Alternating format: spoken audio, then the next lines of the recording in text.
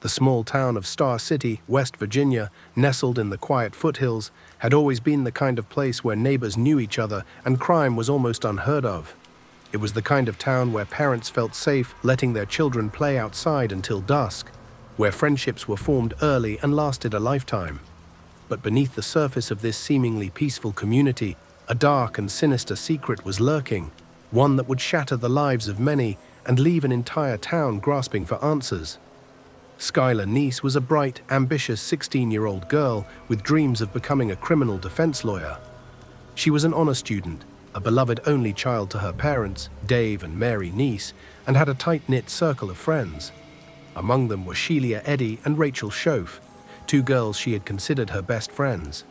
The trio had been inseparable for years, spending weekends together, sharing secrets, and posting endless pictures of their adventures on social media. From the outside, they appeared to be the perfect example of teenage friendship. But behind closed doors, things were not as idyllic as they seemed. As high school progressed, tensions among the three girls began to rise.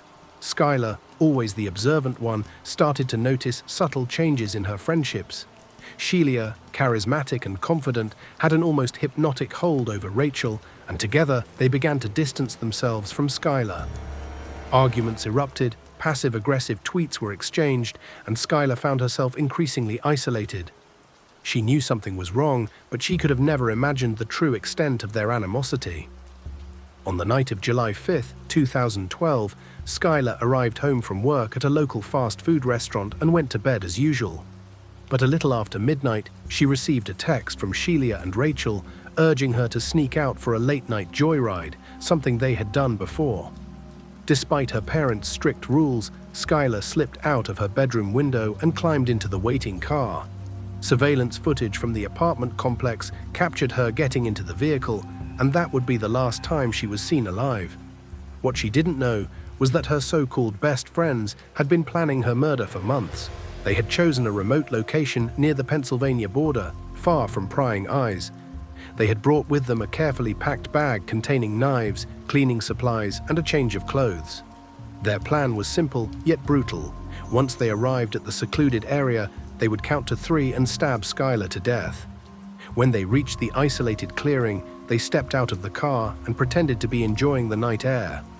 Skylar, unaware of what was about to unfold, stood with them, laughing and talking. Then, on the count of 3, Rachel and Sheila lunged at her with their knives. Skylar fought back, screaming in confusion and terror, but she was outnumbered. She tried to run, but they overpowered her, stabbing her over and over again. Her last words, according to Rachel's later confession, were heartbreaking. Why? Once Skylar stopped moving, the girls dragged her body to a shallow ditch, covered it with branches and dirt, and drove away, leaving behind the evidence of their unthinkable crime. They returned home, cleaned up, and carried on as if nothing had happened.